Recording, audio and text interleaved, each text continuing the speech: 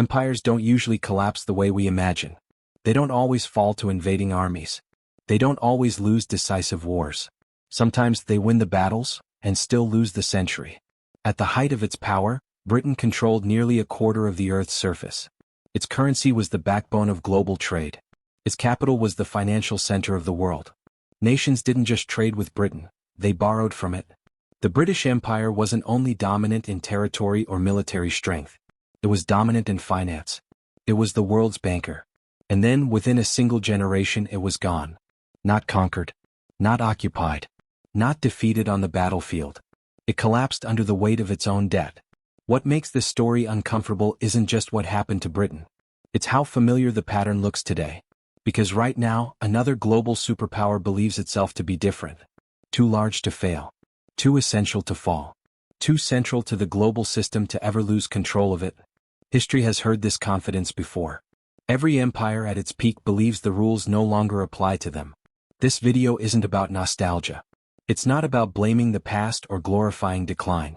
It's about understanding a financial mechanism so powerful that it can quietly strip a nation of sovereignty while its flags still fly and its armies still march. Debt doesn't announce itself as an enemy.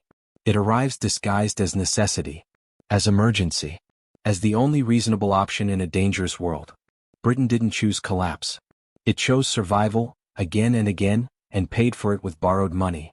Each decision made sense at the time. Each one felt unavoidable. And together they rewrote the global order. By the time the consequences became obvious, it was already too late to reverse them. That's the most dangerous part of debt-driven decline. There is no single breaking moment. No dramatic turning point that forces leaders to stop and reconsider. Just gradual loss of leverage. Gradual loss of independence. Gradual realization that power now requires permission. In the mid-20th century, Britain discovered something brutal. A nation deeply in debt cannot act freely, no matter how powerful it looks on paper. Today, the United States stands at a similar crossroads. The numbers are larger. The system is more complex. The markets move at digital speed instead of steam and telegraph. But the underlying mathematics haven't changed. And mathematics is indifferent to ideology, optimism, or national myths. This is not a prediction of imminent collapse. It's something more unsettling than that. It's a warning about trajectory. History doesn't repeat itself exactly. It repeats structurally. Empires rise by building productive capacity. They decline by financing dominance with borrowing. And they fall when debt replaces growth as the engine of power. In this series, we're going to trace that pattern, step by step. We'll start with Britain at the absolute peak of its financial and imperial power. We'll follow the choices that turned victory into dependency. We'll examine the moment the world realized British power was over, not when its armies failed but when its currency did. And then we'll ask the uncomfortable question. What happens when the same script is followed again, this time on a much larger scale? This is Finance Archives. And this is how empires really end. Before Britain became a debtor, it was something far more powerful. It was the world's creditor.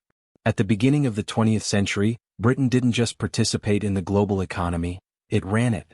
London was not one financial center among many. It was the financial center. Capital flowed outward from Britain to the rest of the world, not the other way around. If a railroad was being built in Argentina, British money funded it. If a mine opened in South Africa, British investors owned it.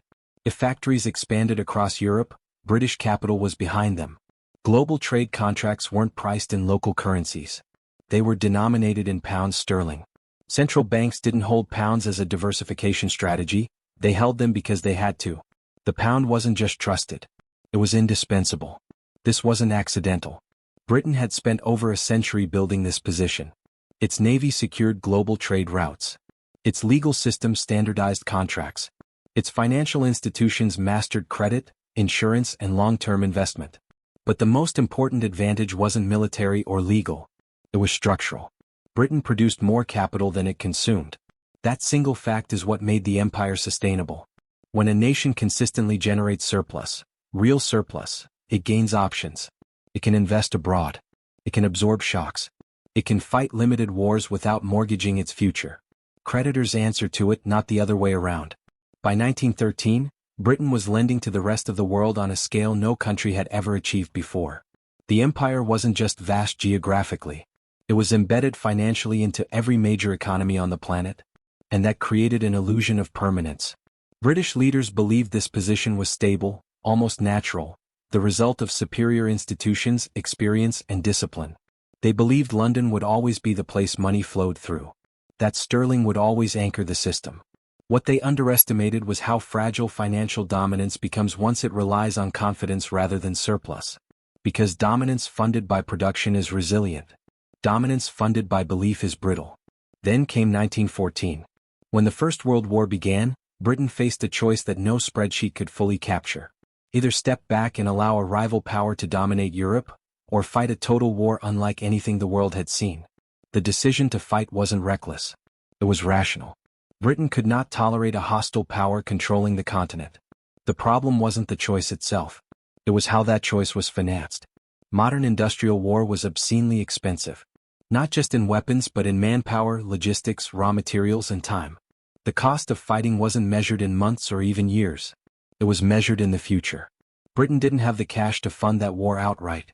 So it did what all empires do when survival feels non-negotiable. It borrowed. At first, it borrowed from its own citizens. War bonds. Patriotic loans. The public was told this was temporary, a bridge to victory. Then Britain turned to its banks. Then, increasingly, it turned outward. Across the Atlantic. That was the quiet turning point no one recognized at the time. Because borrowing from an ally doesn't feel like losing power. Feels like cooperation. Like solidarity. Like a short-term arrangement between equals. But debt doesn't care about intentions. With every loan, Britain shifted a little closer to a world it had never inhabited before. A world where it answered to creditors instead of commanding them. By the time the war ended, Britain had won militarily. But the financial architecture that supported its empire had already begun to crack. And the most dangerous thing about that moment was this. Almost no one noticed. In the next chapter, we'll see how victory itself became the trap, and how a creditor empire crossed the invisible line into permanent dependency without realizing it had happened. When the First World War ended, Britain stood among the victors. Its flag still flew over an empire larger than ever. On paper, Britain had gained territory, influence, and prestige. German colonies were redistributed. New mandates stretched across the Middle East. From the outside, it looked like confirmation that the old order had survived the greatest shock in modern history. But beneath the surface, something fundamental had changed. Britain had entered the war as the world's banker. It emerged as the world's debtor. The transformation didn't happen all at once. That's what made it so dangerous. During the war, Britain had spent on a scale that would have been unthinkable just a decade earlier. By 1918, the cost had reached roughly $40 billion, a sum larger than the entire British economy before the war began. That money didn't exist. It was created through borrowing, much of it from the United States. Before the war, America owed Britain. After the war, Britain owed America. The axis of global finance quietly shifted westward. British politicians largely failed to grasp the significance of this reversal. They treated war debt as a temporary burden, something that growth, trade, and time would naturally resolve. After all, Britain had always paid its debts. Its institutions were strong. Its empire vast. Its currency trusted. But this debt wasn't cyclical. It was structural. Interest payments began to consume the state itself. By the mid-1920s, nearly half of all government spending went not to defense, infrastructure, or social stability, but to servicing existing debt. Money that could have rebuilt industry or modernized transportation instead flowed outward to creditors. This is where the trap closed. Economic growth requires investment in productive capacity. Factories, energy systems, education, innovation. Britain needed to retool after the war to compete with rising industrial powers like the United States and Germany. But investment capital was no longer available. It was being swallowed by interest. Less investment led to slower growth. Slower growth reduced tax revenue. Lower revenue forced more borrowing. More borrowing increased interest costs. A feedback loop had formed, quiet, mathematical, and relentless. Britain tried to maintain the appearance of normalcy. It defended the pound. It upheld imperial commitments. It reassured markets. But all of it came at a price. To preserve financial credibility, Britain chose austerity at home and stagnation in industry. Meanwhile, competitors surged ahead. American factories expanded. German industry modernized. New production methods emerged. Britain's manufacturing base, once the envy of the world, slowly lost relevance. Entire sectors became outdated, undercapitalized, and uncompetitive. And still, Britain clung to the belief that finance could substitute for production. London remained a powerful financial center. Capital still moved through its banks. This reinforced the illusion that Britain's economic model was intact. But finance alone cannot sustain empire. You can't defend global commitments or service massive debts with balance sheets alone. The contradiction grew sharper with every passing year. Britain needed growth to escape debt. But debt prevented the investment required for growth. By the time the 1930s arrived, the situation had become fragile. The global economy slowed. Trade contracted. Political tensions rose. And Britain entered the decade already weakened, burdened by obligations it could barely sustain. When rearmament became unavoidable in the late 1930s, Britain faced the unthinkable. It was approaching another existential war, already financially exhausted. In the next chapter, we'll see how the Second World War didn't just deepen Britain's debt crisis. It finalized the loss of financial independence and set the stage for the moment the world would finally see what debt dependency really means.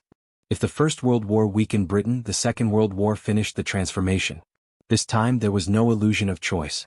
By 1939, Britain could see exactly what was coming. The rise of Nazi Germany wasn't just a geopolitical threat, it was an existential one. Sitting out the conflict was impossible. Losing it was unthinkable. Britain went to war knowing it could not afford to fight, and knowing it had no alternative. The scale of the effort was unprecedented. By the early 1940s, more than half of Britain's entire economy was devoted to war production. Factories that once produced consumer goods were converted to tanks and aircraft. Exports collapsed. Civilian consumption was rationed to the edge of survival. Everything that could generate foreign currency was sacrificed to military necessity. Britain wasn't just fighting the enemy. It was liquidating its economic future in real time. Gold reserves were depleted. Overseas investments were sold off to pay for weapons and food. Assets built over generations were exchanged for months of survival. This wasn't strategy, it was desperation disguised as resolve. And once again Britain turned to the United States.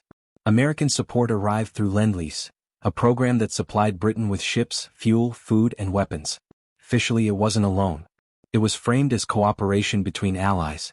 Assistance now, repayment later, under fair and generous terms. British leadership believed this arrangement recognized their sacrifice. They assumed that once the war was won, the economic reckoning would be handled with gratitude and flexibility. That assumption was fatal. When the war ended in 1945, the United States didn't hesitate. Lend-Lease was terminated almost immediately. The flow of supplies stopped. Britain was left with massive obligations and no economic engine capable of generating the dollars needed to meet them. The country was exhausted. Its industrial base was damaged. Its export markets were gone. Its overseas assets had been sold. And its currency, once the backbone of global trade, was now propped up by confidence alone. Britain had won the war militarily. But it had lost the war financially. Faced with the prospect of outright economic collapse, Britain did what it had avoided for centuries. It asked for a loan. Not a temporary bridge. Not emergency aid. A massive, long-term loan from the very country that had replaced it as the world's financial center. The terms were not symbolic. They were commercial. Interest would be charged. Conditions would be imposed. And Britain would be required to dismantle the preferential trade system that had held the empire together. Most importantly, the pound sterling had to become convertible to the dollar, a move that stripped Britain of control over its own currency policy. This wasn't punishment. It was leverage. The United States wasn't acting out of malice. It was acting in its own interest, reshaping the global financial system around the dollar. Britain's debt dependency made resistance impossible. British negotiators signed because there was no alternative. That moment marked the real end of the British Empire, even though almost no one called it that at the time. The final payment on that loan wouldn't be made for more than 60 years. An entire generation lived and died under the shadow of a debt taken on in desperation. But the true cost wasn't measured in money. It was measured in freedom of action. In the next chapter, we'll see how that loss of financial independence translated directly into political humiliation, and how one phone call in 1956 revealed to the world that British power was already over. By the mid-1950s, Britain still looked like a great power. It had a permanent seat on the UN Security Council. It possessed nuclear weapons. Its military operated across the globe. On paper, Britain remained one of the architects of the post-war world. In reality, it was living on borrowed time and borrowed money. That reality became impossible to ignore in 1956. Egypt's president, Gamal Abdel Nasser, announced the nationalization of the Suez Canal. For Britain, this wasn't just a political insult. The canal was a strategic artery, essential for trade, oil supplies, and imperial logistics. Losing control over it felt like losing control over the empire itself. Britain responded the way great powers always had, with force. Alongside France, British troops launched a military operation to retake the canal. The invasion worked. On the ground, it was a success. Egyptian forces were overwhelmed. Control of the canal was within reach. Militarily, Britain was winning. Then the phone rang. It wasn't a threat of invasion. It wasn't a warning of war. It was something far more effective. The President of the United States made it clear that unless Britain withdrew immediately, America would sell its reserves of British pounds. The result would have been catastrophic. A currency collapse overnight. Interest rates would spike. Capital would flee. Britain's already fragile economy would unravel. No tanks. No missiles. Just markets. That was all it took. Britain withdrew within weeks. The operation was abandoned. The Prime Minister resigned. And the entire world understood what had happened, even if few said it out loud. A nation that had once ruled the seas could no longer act without the approval of its creditor. This was the true cost of debt dependency. Not poverty. Not collapse. But the loss of choice. Britain still had an army. It still had alliances. It still had global presence. What it no longer had was autonomy. From that moment on, British foreign policy operated within limits set elsewhere. Financial vulnerability had quietly replaced military defeat as the deciding factor in power. And that's the most important lesson of this entire story. Empires don't end when they lose wars. They end when they lose the ability to say no. Britain's decline wasn't sudden. It wasn't dramatic. It was revealed in a single moment of clarity, when financial reality overruled military capability. That moment didn't just mark the end of British dominance. It established a blueprint. Because once the mechanism is understood, it becomes impossible to unsee. Debt doesn't weaken a nation by destroying it. It weakens it by constraining it, by narrowing its options, by turning power into something conditional. And now, decades later, that same mechanism is at work again, on a far larger scale. In the next chapter, we'll turn to the present. We'll look at the United States today, not through ideology or politics, but through the same cold lens of debt, interest, and strategic overreach. The script hasn't changed. Only the names have. The United States today doesn't look like a nation in decline. It looks powerful, confident, militarily unmatched. Its currency dominates global trade. Its markets set the rhythm of the world economy. Its political leaders speak as if American primacy is not just current, but permanent. That's exactly how Britain looked in the 1920s. The danger isn't what people can see. It's what they assume can never change. America's national debt has moved beyond the realm of abstraction. It's no longer a distant problem for future generations. It's a force actively reshaping policy in real time. Trillions are added not in response to war or depression, but simply to keep the system functioning as it is. Interest payments have become one of the largest items in the federal budget, not because voters chose it but because mathematics demanded it. This is the critical shift. When debt service begins to compete with defense, infrastructure, and social stability, power starts leaking out of the system. Not all at once. Quietly. Invisibly. Through constraints rather than collapse. The United States now maintains military commitments across the globe, hundreds of bases, alliances spanning continents, security guarantees stretching from Europe to East Asia. Each commitment carries a cost. Each cost increasingly financed not by current production, but by borrowing. This is the imperial dilemma in its modern form. Global dominance requires resources. Resources must come from production or debt. When production stagnates, debt fills the gap. But debt doesn't just fund power. It consumes it. America's manufacturing base tells this story clearly. Entire industries that once anchored national strength have moved offshore. Supply chains stretch across rival states. Trade deficits persist year after year, not as temporary imbalances, but as structural features of the economy. The standard defense is familiar. Services are the future. Finance is the future. Technology will compensate. Britain said the same thing. London remained a global financial hub long after British industry declined. It didn't stop the loss of leverage. Finance can move money efficiently. It cannot replace the ability to produce what the world actually needs. Debt magnifies this weakness. As borrowing grows, more national income is diverted away from investment and toward interest. Less investment means slower growth. Slower growth makes the debt heavier. The cycle tightens. Demographics accelerate the pressure. An aging population means rising entitlement costs at the same time the workforce grows more slowly. Obligations expand while the base supporting them shrinks. This is not ideology. It's arithmetic. And arithmetic is unforgiving. Political paralysis completes the trap. No faction wants to acknowledge the trade-offs. Cutting spending is politically toxic. Raising taxes is politically impossible. Reducing global commitments is framed as weakness. The result is inertia, and inertia in a debt-driven system always favors decline. Britain faced the same stalemate between wars. Leaders argued over austerity versus stimulus while the underlying imbalance worsened. By the time reality forced action, options had narrowed to damage control. The most dangerous illusion is reserve currency status. As long as the dollar remains dominant, America can borrow more cheaply than any other nation. Global demand masks risk. But reserve currency status isn't a law of nature. It's a privilege extended by confidence, and confidence can erode faster than empires expect. Britain learned that slowly. Modern markets move faster. Confidence doesn't collapse in decades anymore. It can fracture in weeks. The question isn't whether the United States will face a reckoning. It's how. Manage transition, reducing commitments, rebuilding productive capacity, accepting a smaller role. Or sudden rupture, driven by markets, forced by creditors, amplified by internal division. History suggests empires rarely choose the first path willingly. In the final chapter, we'll confront the choice directly, and ask what happens when denial lasts longer than solvency. And why the end of this story, unlike Britain's, may reshape the entire global order. Every empire that reaches this stage tells itself the same story. That its situation is unique. That the rules have changed.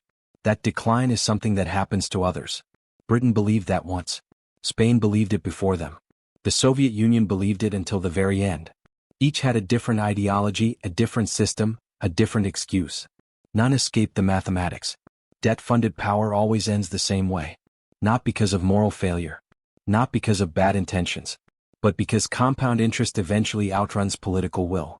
When interest consumes a growing share of national income, choices disappear. Governments stop governing and start managing constraints. Policy becomes reactive. Strategy becomes impossible. Power becomes conditional. That's the moment an empire doesn't fall, it hollows out. Britain reached that moment gradually. It had time. Time to retreat. Time to negotiate. Time to accept a smaller role and rebuild as a regional power. The process was painful, humiliating at times, but survivable. Not all empires are given that luxury. The Soviet Union didn't manage its decline. It denied it. It maintained unsustainable commitments until the system broke suddenly, and when it broke everywhere at once. Currency collapse. Institutional failure. Political fragmentation. Those are the two paths history offers. Managed transition. Or chaotic collapse. The uncomfortable truth is that empires almost never choose the first path voluntarily. They wait. They debate. They delay. They insist that growth will return, that innovation will save them, that the market will sort it out. And by the time the breaking point is obvious, choice has already been removed. The United States is approaching that inflection point. Not tomorrow. Not necessarily this year. But closer than most people are willing to admit. Debt is compounding faster than growth. Interest is consuming flexibility. Global commitments remain vast. Political systems remain frozen. And markets don't care about speeches, elections, or optimism. They care about numbers. When confidence breaks, it won't break politely. Capital won't wait for consensus. Currency pressure won't pause for debate. The adjustment will arrive all at once, and it will force decisions that leaders refuse to make earlier. History doesn't ask permission. The real question isn't whether American dominance declines. The mathematics already answer that. The question is whether the decline is shaped or suffered. Britain had a decade between recognizing the problem and the moment the world saw the truth at Suez. It spent that time arguing, postponing, and hoping. America may not have that long. Modern finance moves at digital speed. Crises that once unfolded over years now unfold over weeks. Every empire believes it will be the exception. None ever are. If you want to understand how power actually works, not how it's described in textbooks or political speeches, but how it rises, erodes, and transfers, you're in the right place. This channel exists to preserve those patterns, to study the moments history tries to bury, to understand finance not as numbers but as destiny. If you want more deep dives like this, subscribe to Finance Archives, because the archives don't lie, and the future always leaves clues in the past.